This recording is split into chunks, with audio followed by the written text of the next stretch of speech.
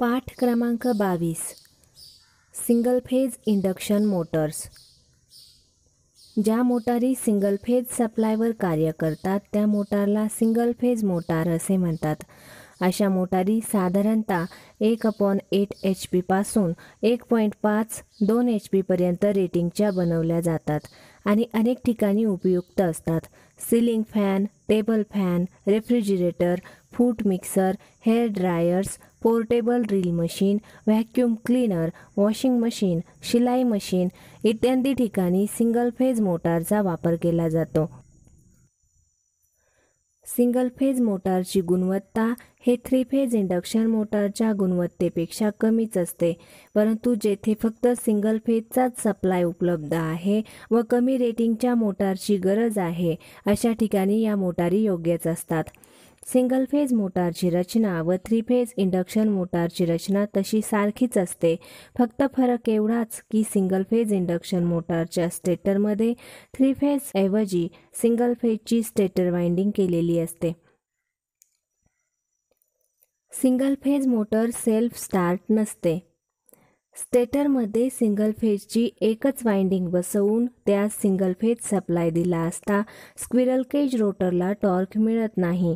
म्हणजे एका वाइंडिंगमुळे single phase induction motor स्वयंचलित सेल्फ स्टार्ट होत नाही, कारण AC सिंगल फेज सप्लायपासून बदलते चुंबकीय क्षेत्र निर्माण होते.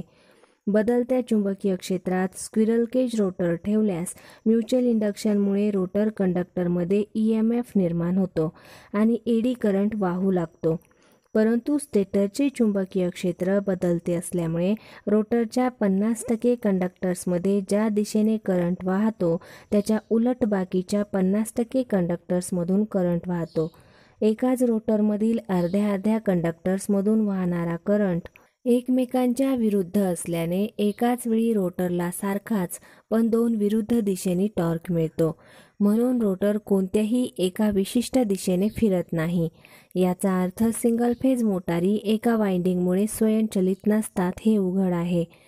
मोटार फिरवण्यासाठी रोटरला कोणत्याही एका दिशेने टॉर्क देऊन फिरवल्यास आणि स्टेटरला सप्लाय दिल्यास रोटर हा त्यास फिरवलेल्या दिशेने फिरत राहतो आणि यांत्रिक पॉवर देऊ लागतो. सिंगल फेज मोटारला स्वयंचलित करण्यासाठी स्टेटरमध्ये फिरते चुंबकीय क्षेत्र तयार करावे लागते. ते तयार करण्यासाठी मोटारच्या स्टेटरमध्ये एक वाइंडिंग ऐवजी वेगवेगळ्या रेझिस्टन्स व इंडक्टन्सच्या 2 स्वतंत्र वाइंडिंग करून एकाच फेजचे 2 फेजमध्ये कृत्रिमपणे विभागणी केली जाते. फेज विभागणीमुळे फिरते चुंबकीय क्षेत्र अर्थात फेज डिफरन्स तयार होऊन रोटरला टॉर्क मिळतो आणि रोटर सतत फिरू लागतो. अशा प्रकारे मोटारला स्वयंचलित करण्याच्या खालील पद्धती आहेत. सिंगल फेज मोटर्सला सेल्फ स्टार्ट करण्याच्या पद्धती: स्प्लिट फेज पद्धत आणि शेडेड पोल पद्धत. स्प्लिट फेज पद्धत. स्प्लिट फेज पद्धतीने single phase induction motor self start करणे म्हणजे मोटरच्या स्टेटरमध्ये एका फेजची विभागणी करून 2 फेजची स्टेटर वाइंडिंग करून फिरते चुंबकीय क्षेत्र निर्माण करणे होय. फिरत्या चुंबकीय क्षेत्रामुळे स्क्विरल केज रोटरला स्टार्टिंग टॉर्क मिळतो. हे साध्य करण्यासाठी स्टेटरमधील मुख्य वाइंडिंग सोबत तिच्या इलेक्ट्रिकल 90 अंशात दुसरी एक सहाय्यक अथवा स्टार्टिंग वाइंडिंग बसवलेली असते. दोन्ही वाइंडिंगचा रेझिस्टन्स व रिॲक्टन्स, इंडक्टिव्ह रिॲक्टन्स किंवा कॅपॅसिटिव्ह रिॲक्टन्स वेगवेगळा ठेवलेला असतो. त्यामुळे दोन्ही वाइंडिंग एकमेकांच्या पॅरलल जोडून सिंगल फेजचा सप्लाय दिला असता दोन्ही वाइंडिंगमधून वेगवेगळा करंट वाहतो. वाइंडिंगच्या रेझिस्टन्समुळे वाहणारा करंट हा व्होल्टेजच्या इन फेज असतो आणि रिॲक्टन्समुळे वाहणारा करंट हा व्होल्टेजच्या आउट ऑफ फेज, लॅगिंग अथवा लीडिंग असतो. त्यामुळे दोन्ही वाइंडिंगमधून वाहणाऱ्या करंटमध्ये θ अंशाचा फेज डिफरन्स निर्माण होतो. म्हणून वाइंडिंगपासून मिळणाऱ्या फ्लक्स ही θ अंशाच्या अंतराने निर्माण होतात. हा परिणाम म्हणजे फिरत्या चुंबकीय क्षेत्रासारखा असतो. त्यामुळे स्क्विरल केज रोटरला स्टार्टिंग टॉर्क मिळून रोटर फिरू लागतो. एकदा रोटर आपले जडत्व संपवून फिरू लागल्यानंतर स्टार्टिंग टॉर्क निर्माण करण्यासाठी जोडलेली वाइंडिंग सर्किटमधून ओपन केली तरीही रोटर मात्र त्याच दिशेने सतत फिरत असतो अशा प्रकारे या पद्धतीने सिंगल फेज इंडक्शन मोटरला सेल्फ स्टार्ट केली जाते. शेडेड पोल पद्धत. Single phase induction motor self start करण्यासाठी मोटरच्या स्टेटरमध्ये शेडेड पोल वापरले जातात. शेडेड पोल म्हणजे फील्ड पोलच्या पोल शूवर 1/3 भागावर खाच पाडून त्या खाचेत जाड वायरची शॉर्ट सर्किटेड रिंग अथवा स्ट्रीप टाकलेली असते. त्यास शेडेड रिंग असे म्हणतात. पोल कोअरवर स्टेटर वाइंडिंग म्हणून फील्ड वाइंडिंग केलेली असते. अशा वाइंडिंगला सिंगल फेज सप्लाय दिला असता स्क्विरल केज रोटरला स्टार्टिंग टॉर्क मिळून रोटर फिरत असतो. आकृतीमध्ये स्टेटर वाइंडिंगला सिंगल फेज सप्लाय दिला असता वाहणाऱ्या करंटची एक सायकल दाखवलेली आहे. त्यातील आकृती 1 मध्ये स्थिती 1 वर फील्ड वाइंडिंगमधून वाहणारा करंट मॅक्सिमम किमतीकडे जात आहे, म्हणजे करंट वाढत आहे. त्यामुळे फील्ड पोलच्या फ्लक्सही वाढत आहेत. त्यामुळे या स्थितीवर फील्ड फ्लक्स ह्या शेडेड रिंगकडून कापल्या जातात. म्हणून फॅरेडेच्या इलेक्ट्रोमॅग्नेटिक इंडक्शनच्या नियमानुसार शेडेड रिंगमध्ये EMF निर्माण होतो. रिंग शॉर्ट सर्किटेड असल्याने सर्किट पूर्ण होऊन एडी करंट वाहू लागतो. त्या करंटमुळे शेडेड रिंग स्वतःच्या फ्लक्स 1 फ्लक्स निर्माण होतात. फ्लक्स 1 ह्या फ्लक्स शेडेड रिंग पोलवर ज्या भागाकडे बसवलेली आहे त्या शेडेड भागाकडील फील्ड पोलच्या फ्लक्स ह्या फ्लक्सला लेन्झच्या नियमाप्रमाणे जास्त विरोध करतात. त्यामुळे अनशेडेड भागाकडील फ्लक्स जास्त राहून शेडेड भागाकडील फ्लक्स कमी होतात.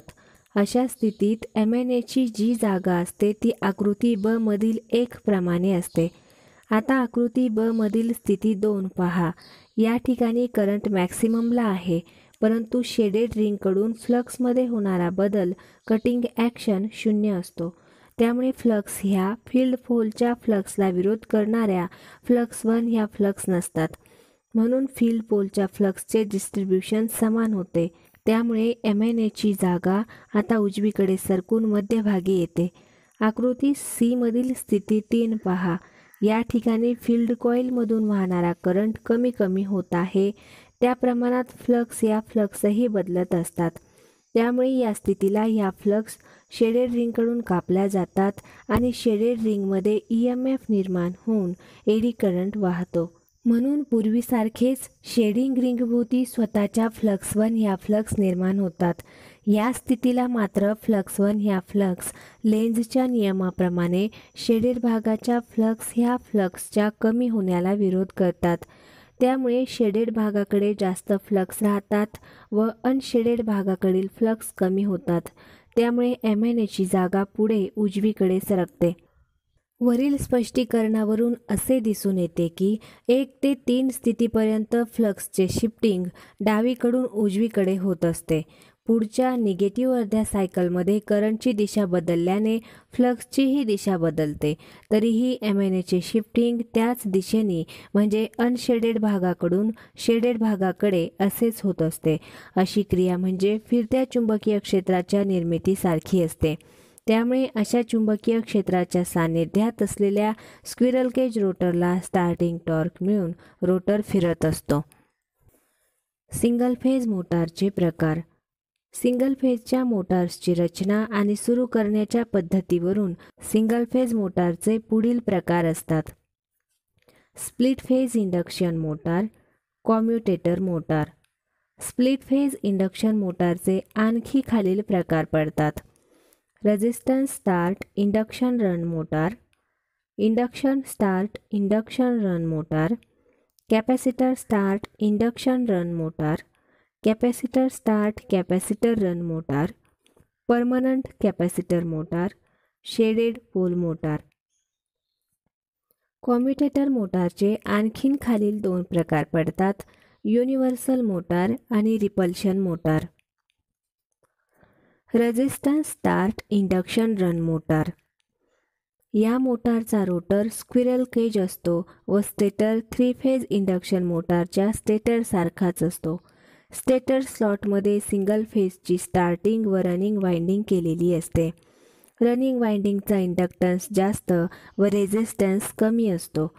रनिंग वाइंडिंग नेहमी स्टेटर स्लॉट्सच्या तळाशी बसवलेली असते. रनिंग वाइंडिंगच्या वर इलेक्ट्रिकल 90 अंशात स्टार्टिंग वाइंडिंग बसवलेली असते. रनिंग वाइंडिंगच्या तुलनेत स्टार्टिंग वाइंडिंगचा रेझिस्टन्स जास्त व इंडक्टन्स कमी असतो. ही स्टार्टिंग वाइंडिंग फक्त मोटार स्टार्ट होतानाच सर्किटमध्ये जोडलेली असते, म्हणून ह्या वाइंडिंगला स्टार्टिंग वाइंडिंग असे म्हणतात. मोटार चालू असताना स्टार्टिंग वाइंडिंग सर्किटच्या बाहेर असते. स्टार्टिंग वाइंडिंगच्या सिरीजमध्ये एक सेंट्रिफ्युगल स्विच जोडलेला असतो. हा स्विच रोटर शाफ्टच्या सेंट्रिफ्युगल फोर्सवर ऑपरेट होणारा एक यांत्रिक स्विच असतो. असा स्विच मोटरच्या आतमध्ये बसवलेला असतो. यामध्ये आकृतीमध्ये दाखवल्याप्रमाणे एक फिरता भाग असतो व दुसरा स्थिर भाग असतो. ह्या स्विचच्या सिरीजमध्ये स्टार्टिंग वाइंडिंग जोडलेली असते.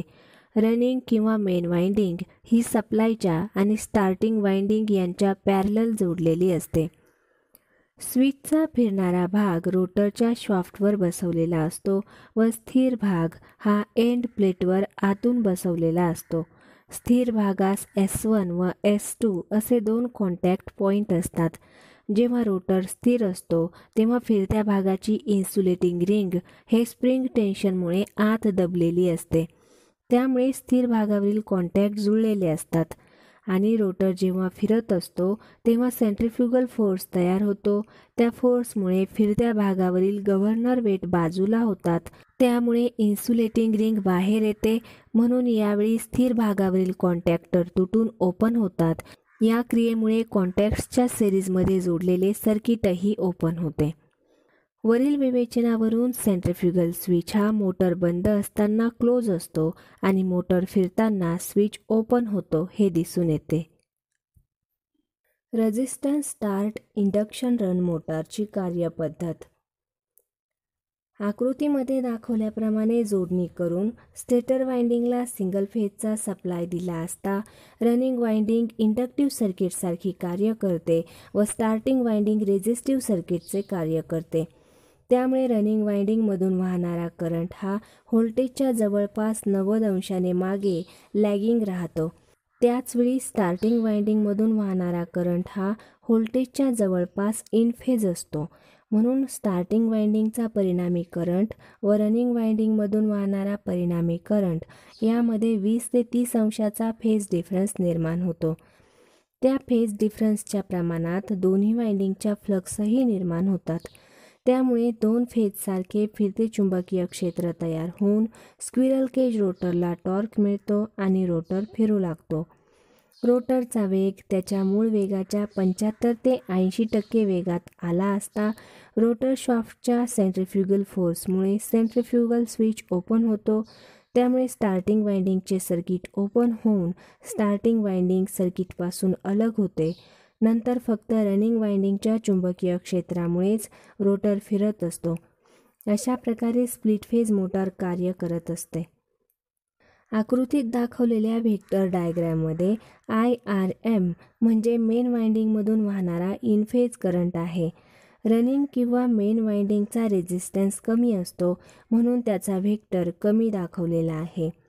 IRS हा स्टार्टिंग वाइंडिंगमधील इन फेज करंट आहे. स्टार्टिंग वाइंडिंगचा रेझिस्टन्स जास्त असतो, म्हणून त्याचा व्हेक्टर जास्त दाखवला आहे. IXS हा स्टार्टिंग वाइंडिंगमधून इंडक्टन्समुळे वाहणारा लॅगिंग करंट आहे. IS हा स्टार्टिंग वाइंडिंगचा परिणामी करंट आहे. हा परिणामी करंट म्हणजे स्टार्टिंग वाइंडिंग IRS व IX या अनुक्रमे इन फेज व लॅगिंग करंटच्या व्हेक्टरची बेरीज आहे. IM हा मेन वाइंडिंगमधील परिणामी करंट आहे. स्टार्टिंग व मेन वाइंडिंगच्या करंटमध्ये थिटा हे फेज डिफरन्स आहे. त्यामुळे दोन्ही वाइंडिंगच्या करंटमध्ये थिटा अंशाचा फेज डिफरन्स निर्माण होऊन त्या कोनात्मक अंतराने फ्लक्स तयार होतात, म्हणून रोटरला टॉर्क मिळतो. रोटर फिरल्यामुळे शाफ्टवर यांत्रिक शक्ती मिळू लागते. Resistance start induction run split phase मोटारचे गुणधर्म. स्टार्टिंग टॉर्क कमी असतो. स्टार्टिंग करंट जास्त असतो. पॉवर फॅक्टर कमी असतो. गती जवळपास कायम असते. उपयोग: जेथे जास्त स्टार्टिंग टॉर्कची आवश्यकता नाही अशा ठिकाणी या मोटारचा उपयोग केला जातो. उदाहरणार्थ washing machine, ventilating fan, portable bench, grinder इत्यादी. Induction start induction run motor. या मोटारची रचना resistance start induction run motor सारखीच असते, परंतु या मोटारमध्ये सेंट्रिफ्युगल स्विच नसतो. या मोटारला प्लेन स्प्लिट फेज मोटार असेही म्हणतात. सेंट्रिफ्युगल स्विच नसल्यामुळे सहाय्यक वाइंडिंग कायमपणे मेन वाइंडिंग सोबत सर्किटमध्ये कार्यरत राहते. Capacitor start induction run motor. ह्या मोटारची रचना आकृतीत दाखवल्याप्रमाणे असते. स्प्लिट फेज मोटारसारखे याही मोटारमध्ये स्टार्टिंग व रनिंग वाइंडिंग बसवलेली असते. स्टार्टिंग वाइंडिंगच्या सिरीजमध्ये एक कॅपॅसिटर 60 ते 120 मायक्रोफॅरेडचा व सेंट्रिफ्युगल स्विच असतो. रनिंग वाइंडिंगचा इंडक्टन्स जास्त असतो व ती सप्लायच्या पॅरलल जोडावयाची असते. स्टार्टिंग वाइंडिंग, कॅपॅसिटर व सेंट्रिफ्युगल स्विच यांचे कॉम्बिनेशन रनिंग वाइंडिंगच्या पॅरलल जोडलेले असते. रोटरची रचना स्क्विरल केज प्रकारची असते. कार्यपद्धत. स्टेटर वाइंडिंगला सिंगल फेजचा सप्लाय दिला असता स्टार्टिंग वाइंडिंगमधून वाहणारा करंट व्होल्टेजच्या लीडिंग असतो व रनिंगमधून वाहणारा करंट व्होल्टेजच्या लॅगिंग असतो. म्हणून दोन्ही वाइंडिंगमधून वाहणाऱ्या करंटमध्ये फेज डिफरन्स निर्माण होऊन रोटरला टॉर्क मिळतो आणि रोटर फिरू लागतो. रोटर 70 ते 80% वेगात आला असता रोटर शाफ्टच्या सेंट्रिफ्युगल फोर्समुळे सेंट्रिफ्युगल स्विच ओपन होऊन स्टार्टिंग वाइंडिंग सर्किटपासून अलग होते, परंतु मेन वाइंडिंगमुळे रोटर सतत फिरत राहतो. गुणधर्म. स्टार्टिंग पॉवर फॅक्टर चांगला असतो, रनिंग पॉवर फॅक्टर कमी असतो. स्प्लिट फेज मोटारच्या तुलनेत स्टार्टिंग करंट कमी असतो. स्टार्टिंग टॉर्क चांगला असतो, रनिंग टॉर्क कमी असतो. किमतीने स्प्लिट फेज मोटारपेक्षा महाग असते. कॅपॅसिटर स्टार्ट इंडक्शन रन मोटरची फिरण्याची दिशा बदलून उलट करण्यासाठी स्टार्टिंग वाइंडिंग अथवा रनिंग वाइंडिंग या दोन्हीपैकी एका वेळी फक्त एका वाइंडिंगच्या टोकांची अदलाबदल करून जोडणी उलट करावी लागते किंवा आकृतीमध्ये दाखवल्याप्रमाणे single pole double throw switch वापरूनही मोटर फिरण्याची दिशा बदलता येते. उपयोग. ज्या ठिकाणी चांगल्या स्टार्टिंग टॉर्कची आवश्यकता असते अशा ठिकाणी ह्या मोटारचा उपयोग केला जातो. उदाहरणार्थ compressor, centrifugal pump, refrigerator, circular सॉ, प्रिंटिंग प्रेस इत्यादी. Capacitor start capacitor run motor. या मोटारला डबल कॅपॅसिटर मोटार असेही म्हणतात. आकृतीत दाखवल्याप्रमाणे ह्या मोटारचा रोटर स्क्विरल केज असतो आणि स्टेटरमध्ये मुख्य वाइंडिंग व सहाय्यक वाइंडिंग एकमेकांच्या इलेक्ट्रिकल 90 अंशात बसवलेले असतात. सर्किटमध्ये जोडलेल्या दोन कॅपॅसिटरपैकी एक स्टार्टिंग कॅपॅसिटर आणि दुसरा रनिंग कॅपॅसिटर असतो. स्टार्टिंग कॅपॅसिटर हा सेंट्रिफ्युगल स्विचच्या सिरीजमध्ये जोडलेला असतो. हा साधारणपणे 60 ते 300 मायक्रोफॅरेडपर्यंत कॅपॅसिटीचा असतो. रनिंग कॅपॅसिटर लो कॅपॅसिटीचा म्हणजे साधारणतः 10 मायक्रोफॅरेड कॅपॅसिटीचा असतो. मुख्य वाइंडिंग पॅरलल जोडावयाची असते आणि मुख्य वाइंडिंगच्या पॅरलल सहाय्यक वाइंडिंग व रनिंग कॅपॅसिटर यांचे कॉम्बिनेशन जोडलेले असते. मोटार चालू असेपर्यंत सहाय्यक वाइंडिंग सर्किटमध्ये जोडलेली असते.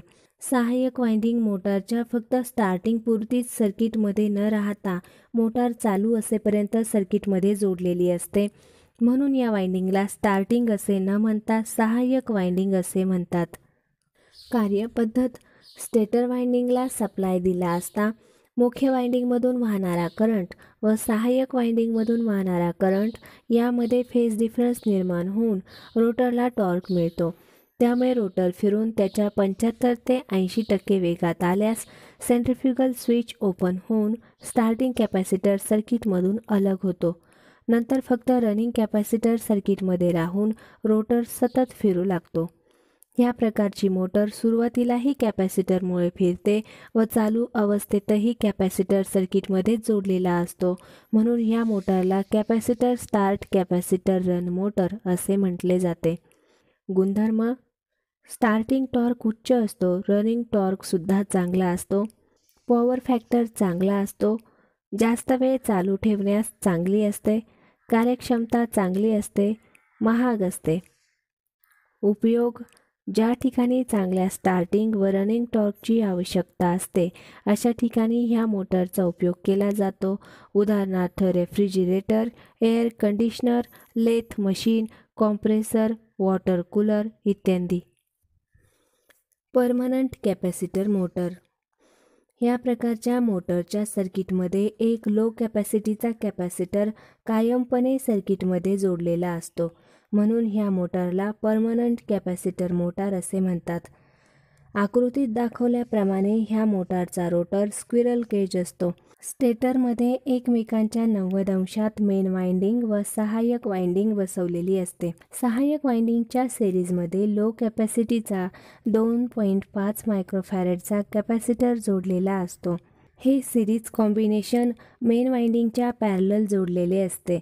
मेन वाइंडिंग सप्लायच्या पॅरलल जोडावयाची असते.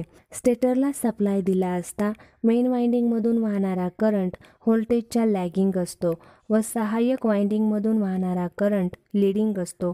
त्यामुळे फेज डिफरन्स निर्माण होऊन रोटरला टॉर्क मिळतो आणि रोटर फिरू लागतो.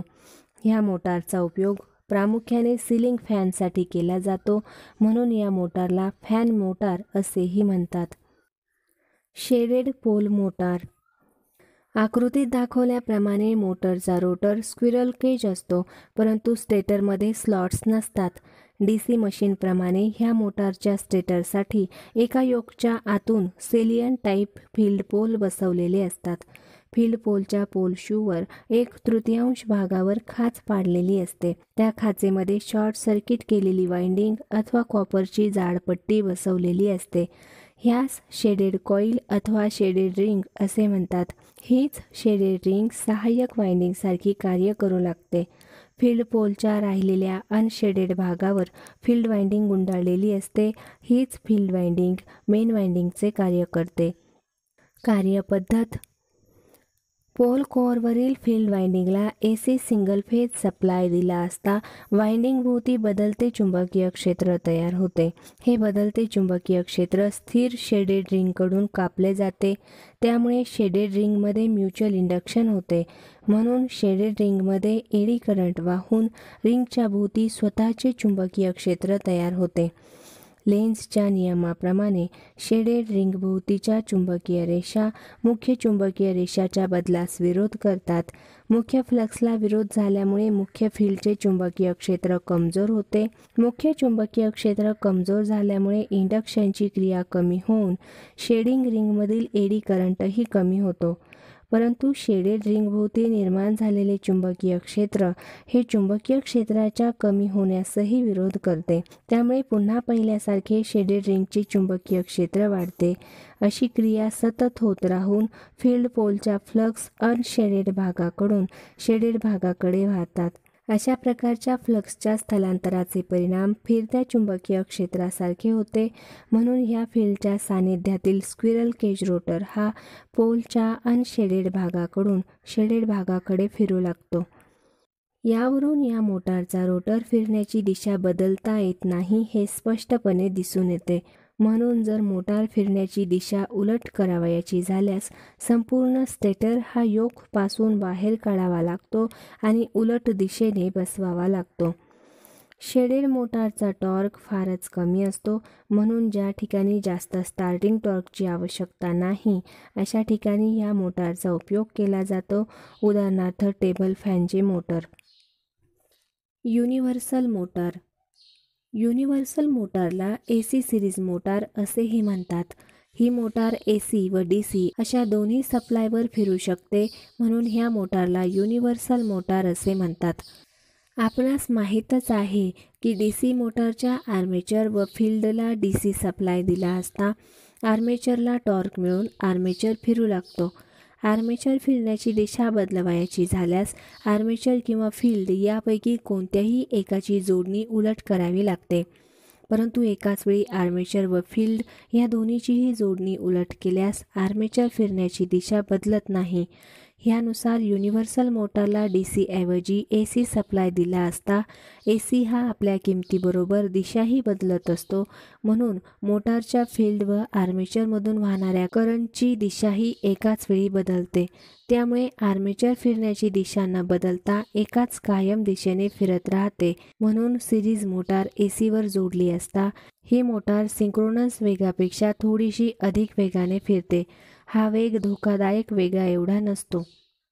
रचना: युनिव्हर्सल मोटारची रचना DC सिरीज मोटार सारखीच असते, म्हणजे स्टेटरसाठी योकच्यामध्ये फील्ड पोल बसवलेले असतात.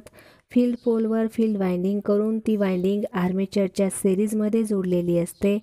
DC हा न बदलणारा करंट आहे, म्हणून DC मोटारच्या बाबतीत फील्ड पोल लॅमिनेट करण्याची आवश्यकता नसते. परंतु AC हा सतत बदलत असल्यामुळे फील्ड पोलच्या कोअरमध्ये एडी करंट निर्माण होतो आणि कोअरमध्ये एडी करंट पॉवर लॉस होतो.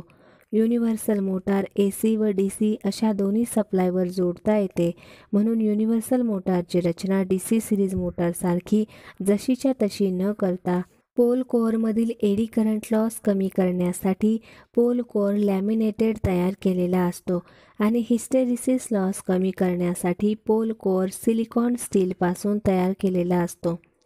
गुणधर्म: नो लोडवर सिंक्रोनस स्पीडपेक्षा जास्त स्पीडने फिरते, परंतु धोकादायक स्पीडने फिरत नाही. लोडवर गती कमी होते. स्टार्टिंग टॉर्क उच्च असतो. उपयोग: portable drill machine, mixer, vacuum cleaner, शिलाई machine, washing machine, hairdresser इत्यादी अशा घरगुती वापरात ह्या मोटारचा उपयोग केला जातो. रिपल्शन मोटार: जर एखादी शॉर्ट सर्किट केलेली कॉईल AC सिंगल फेजच्या बदलत्या चुंबकीय क्षेत्रात ठेवली असता कॉईलभोवती सारखेच मॅग्नेटिक पोल तयार होतात आणि समान पोलमध्ये अपसरण होऊन कॉईलला टॉर्क मिळतो, ह्या तत्वावर रिपल्शन मोटार कार्य करीत असते. रिपल्शन मोटारचे प्रकार: रिपल्शन मोटारचे खालील 3 प्रकार पडतात. Plain repulsion motor, repulsion start induction run motor, repulsion induction motor. Plain repulsion motor: ह्या मोटारचा स्टेटर स्प्लिट फेज मोटारच्या स्टेटर सारखाच असतो. स्टेटर स्लॉटमध्ये मेन वाइंडिंग म्हणून फक्त एकच कॉन्सेंट्रिक वाइंडिंग केलेली असते आणि मोटारचा रोटर हा DC मोटारच्या आर्मेचर सारखाच असतो. आर्मेचरचे समोरासमोरील ब्रशेस एका जाड वायरच्या साहाय्याने शॉर्ट केलेले असतात. हे ब्रशेस पोलर ॲक्सिस व MNAच्या मध्यभागी साधारणतः 12 ते 20 अंशावर बसवलेले असतात. कार्यपद्धत: जेव्हा स्टेटर वाइंडिंगला AC सिंगल फेज सप्लाय दिला जातो तेव्हा स्टेटरमध्ये बदलते चुंबकीय क्षेत्र निर्माण होते. बदलत्या चुंबकीय क्षेत्रामुळे म्युच्युअल इंडक्शन होऊन आर्मेचरमध्ये EMF निर्माण होतो. आर्मेचरवरील ब्रशेस बाहेरून शॉर्ट केलेली असल्यामुळे आर्मेचर कंडक्टरमधून एडी करंट वाहू लागतो. त्यावेळी समजा AC करंट आपल्या पॉझिटिव्ह अर्ध्या सायकलमध्ये 0 पासून मॅक्सिमम किमतीला जात आहे, तेव्हा त्या विशिष्ट क्षणाचा विचार केल्यास आर्मेचर कंडक्टरच्या एडी करंटमुळे कंडक्टरभोवती निर्माण होणारे चुंबकीय क्षेत्र व स्टेटर वाइंडिंगचे चुंबकीय क्षेत्र सारख्या पोलचे तयार होते आणि मॅग्नेटिक रिपल्शन चुंबकीय अपसरणमुळे रोटरला टॉर्क मिळून रोटर फिरू लागतो. रोटरला मिळणारा टॉर्क व रोटर फिरण्याची दिशा हे पूर्णतः ब्रशेस बसवलेल्या स्थितीवर अवलंबून असते. जर ब्रशेस MNAवर ठेवून शॉर्ट केले तर आर्मेचरच्या दोन्ही बाजूत सारखाच EMF निर्माण होतो. त्यामुळे ब्रशेसमधून मुळीच करंट वाहत नाही, म्हणजे या स्थितीवर आर्मेचरला टॉर्क मिळणार नाही, म्हणून रोटर फिरणार नाही. जर ब्रशेस मॅग्नेटिक पोल ॲक्सिसवर ठेवून शॉर्ट केले तर ब्रशेसमधून जास्तीत जास्त करंट वाहील, त्यामुळे आर्मेचरला जास्त करंट मिळेल, परंतु हा टॉर्क आर्मेचर कंडक्टरच्या अर्ध्या भागात ज्या दिशेने निर्माण होईल तेवढाच टॉर्क उलट दिशेने बाकीच्या अर्ध्या कंडक्टरला मिळेल, म्हणून ह्या स्थितीत सुद्धा आर्मेचर फिरणार नाही. जर ब्रशेस हे MNA व पोलर ॲक्सिस यांच्यामध्ये काही अंशांनी ठेवून शॉर्ट केले तर आर्मेचर कंडक्टर्सच्या दोन्ही बाजूमध्ये कमी जास्त प्रमाणात करंट वाहतो.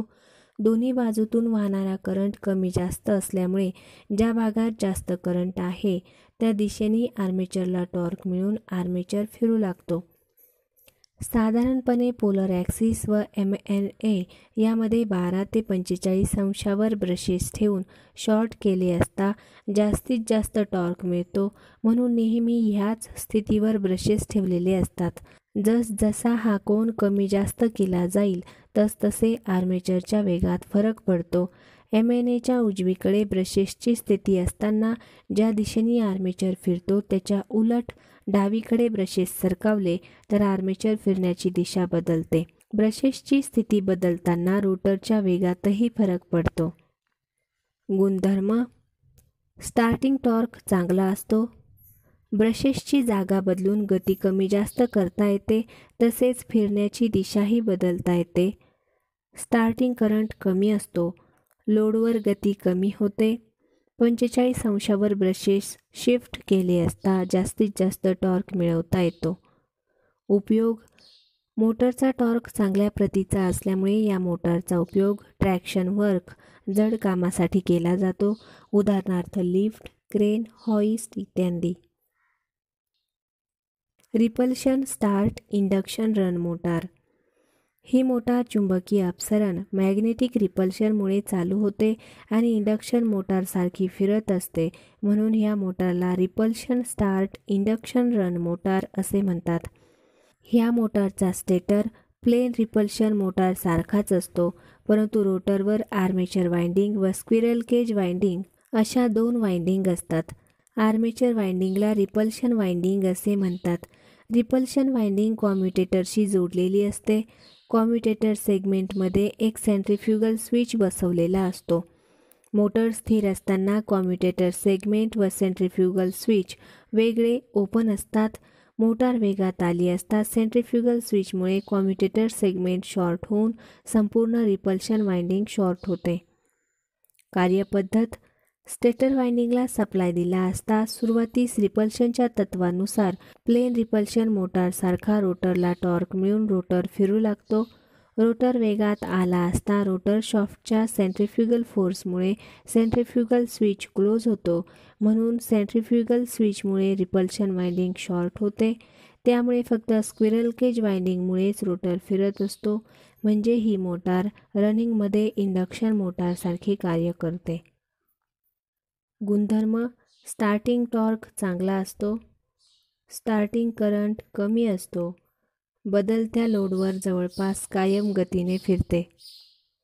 उपयोग: जेथे चांगल्या स्टार्टिंग टॉर्कची आवश्यकता आणि बदलणाऱ्या लोडवर कायम गतीची आवश्यकता असते अशा ठिकाणी ह्या मोटारचा उपयोग केला जातो, उदाहरणार्थ लेथ मशीन, सॉ मशीन, वॉटर पंप इत्यादी. Repulsion induction motor. ह्या मोटारचा स्टेटर इंडक्शन मोटारच्या स्टेटरसारखा असतो.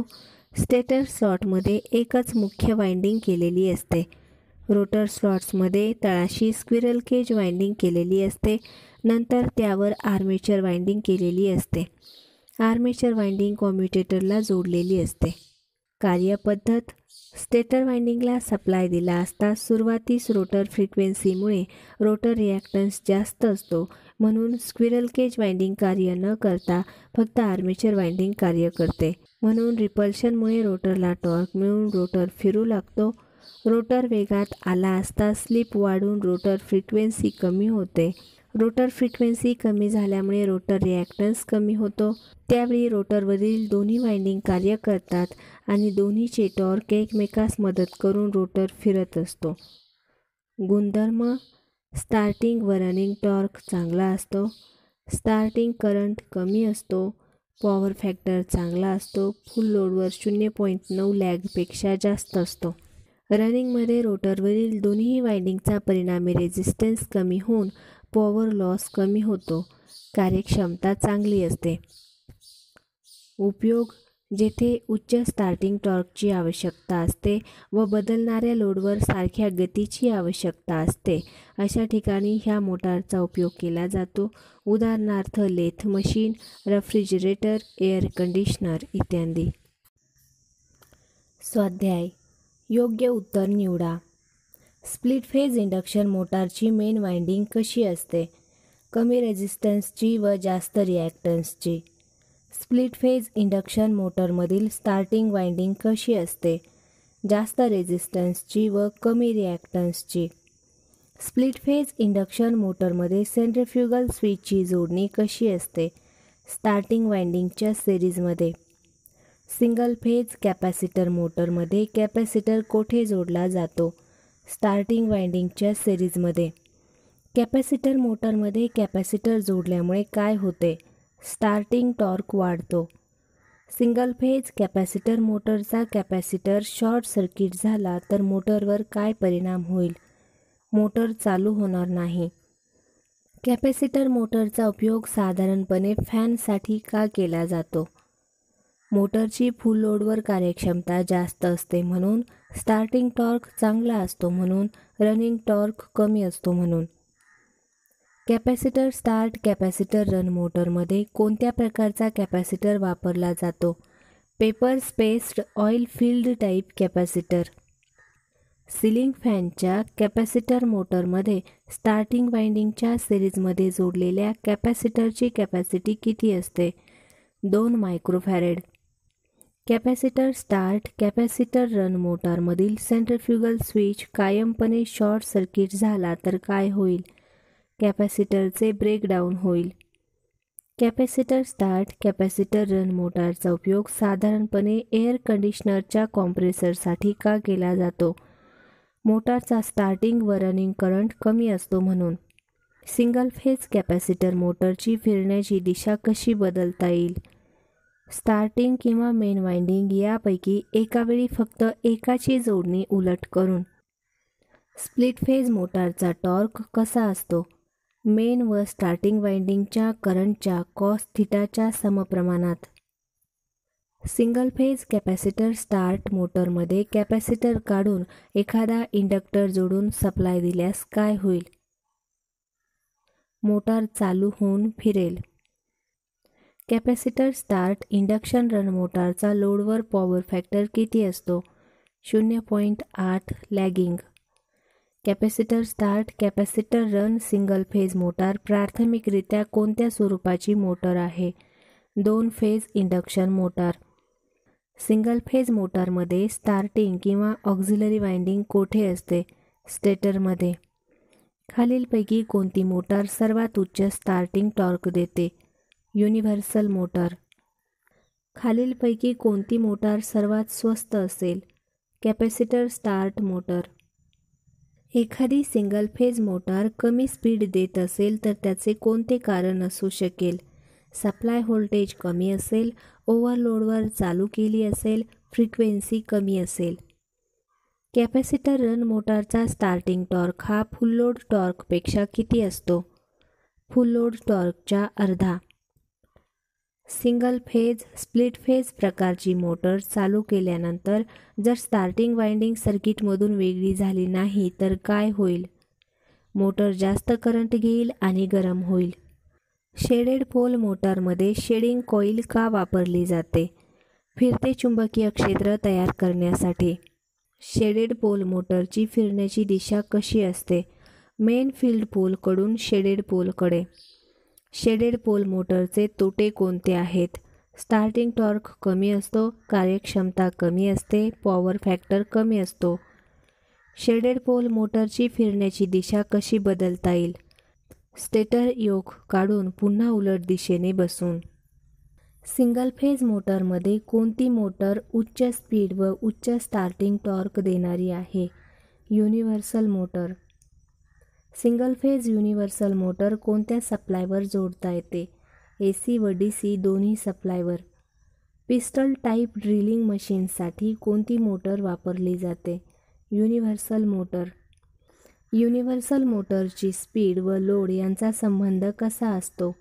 नो लोडवर सिंक्रोनस स्पीडपेक्षा थोडीशी जास्त स्पीड देते आणि लोड वाढल्यास स्पीड कमी होतो. युनिव्हर्सल मोटारी जेव्हा नो लोडवर चालू करावयाचे प्रसंग असतात अशावेळी मोटरची स्पीड कशी नियंत्रित केली जाते? गिअर किंवा कपलिंग प्रत्यक्ष जोडून. AC सिंगल फेज मोटारीमध्ये कोणत्या मोटारीचा पॉवर फॅक्टर उच्च असतो? रिपल्शन मोटारचा. रिपल्शन मोटारचे अंगी खालीलपैकी कोणते गुणधर्म आहेत? लोडच्या प्रमाणात वेग बदलतो, ब्रशेसवर स्पार्किंगची शक्यता असते, स्टार्टिंग टॉर्क चांगला असतो. रिपल्शन मोटारचा उपयोग विशेष करून कोठे केला जातो? ट्रॅक्शन वर्कसाठी.